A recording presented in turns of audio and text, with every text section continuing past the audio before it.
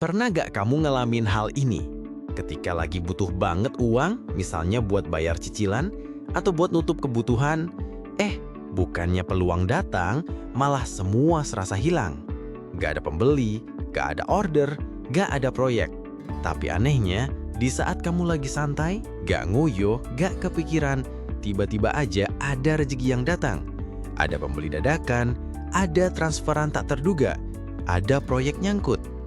Pertanyaannya, apa ini sekedar kebetulan? Atau sebenarnya ada hukum tak terlihat yang sedang bekerja?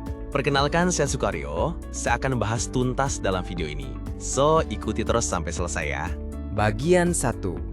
Uang semakin dikejar, semakin menjauh. Kebanyakan orang berpikir, kalau saya makin ingin uang, makin saya kejar, maka makin cepat saya dapat. Tapi, kenyataannya sering terbalik. Semakin kita panik, semakin kita merasa butuh banget. Justru uang semakin menjauh. Kenapa begitu? Karena sebenarnya uang itu merespons energi kita, bukan sekadar usaha keras kita. Saat yang kita pancarkan adalah energi takut, panik, minder, merasa kurang, maka yang datang hanyalah resonansi dari energi itu sendiri. Masalah, kebuntuan, penolakan. Sebaliknya, saat kita dalam posisi tenang, percaya diri, penuh rasa cukup, justru pintu rezeki lebih terbuka. Kita jadi magnet alami bagi peluang. Bagian 2. Hukum energi dan frekuensi uang. Albert Einstein pernah berkata, segala sesuatu adalah energi. Sesuaikan frekuensi realitas yang kamu inginkan, maka kamu akan mendapat realitas itu. Artinya, uang bukan cuma kertas atau angka di rekening. Uang adalah simbol energi pertukaran.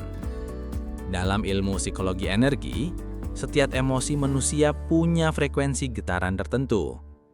Rasa takut, bersalah, malu, getaran rendah. Percaya diri, berani, menerima, getaran menengah. Syukur, cinta, bahagia, getaran tinggi. Nah, ketika kita merasa butuh banget uang, biasanya yang muncul adalah rasa takut, panik, minder. Artinya kita sedang berada di getaran rendah. Dan hukum resonansi bekerja sederhana. Frekuensi rendah hanya menarik pengalaman sefrekuensi. Jadi yang datang adalah kekurangan, kebuntuan, bahkan masalah baru. Kalau kita ingin kelimpahan, frekuensi batin kita juga harus selaras dengan kelimpahan. Tenang, penuh percaya diri, penuh rasa cukup. Bagian 3. Efek psikologis saat butuh banget uang. Sekarang mari kita lihat dari sisi psikologi. Ketika kita merasa terdesak secara finansial, otak kita masuk ke mode survival, fight or flight.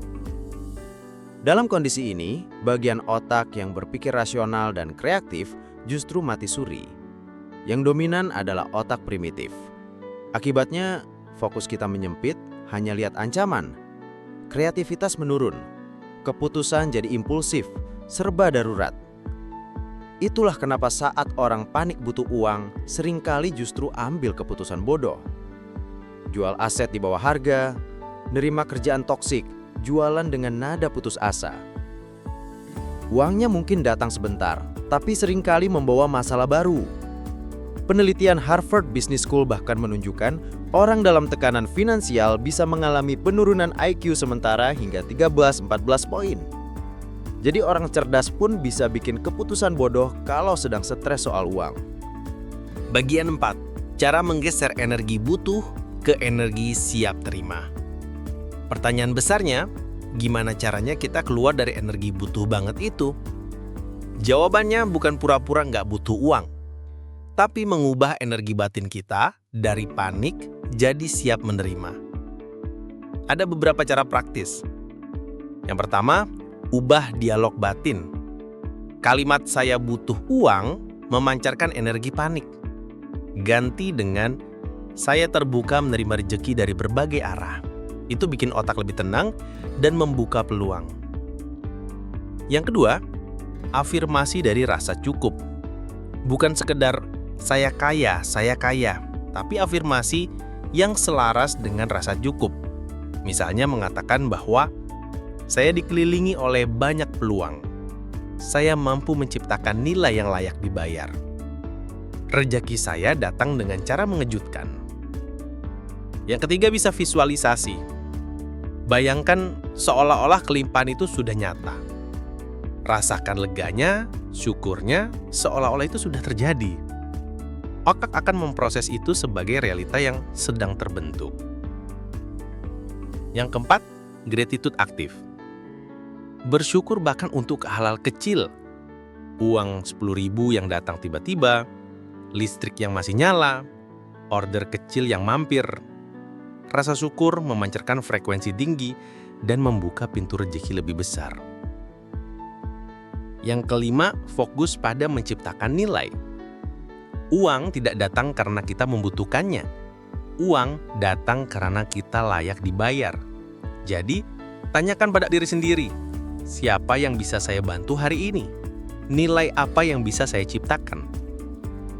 Dan yang keenam adalah belajar melepaskan, tapi tetap bergerak. Melepaskan itu bukan berarti pasrah, tapi berhenti memaksa realita.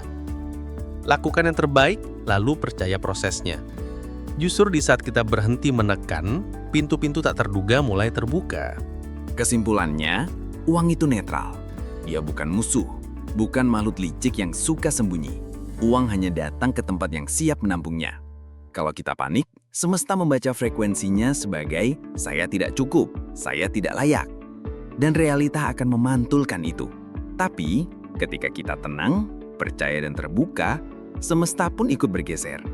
Peluang mulai muncul. Pintu yang tadinya terkunci, pelan-pelan terbuka. Rezeki yang tadinya seret, mulai mengalir. Ingat, uang bukan datang karena hoki, tapi karena frekuensi kita sudah sesuai. Ubah energi kita dan dunia kita pun ikut berubah. Uang itu titipan dari Tuhanmu, dan telah Tuhan titipkan di kebahagiaan dan kemuliaan orang lain. Maka dari itu, mari bahagiakan dan muliakan orang-orang di sekitar kita, niscaya uang akan menghampiri kita. Saya Sukaryo, salam sehat berlimpah rezeki.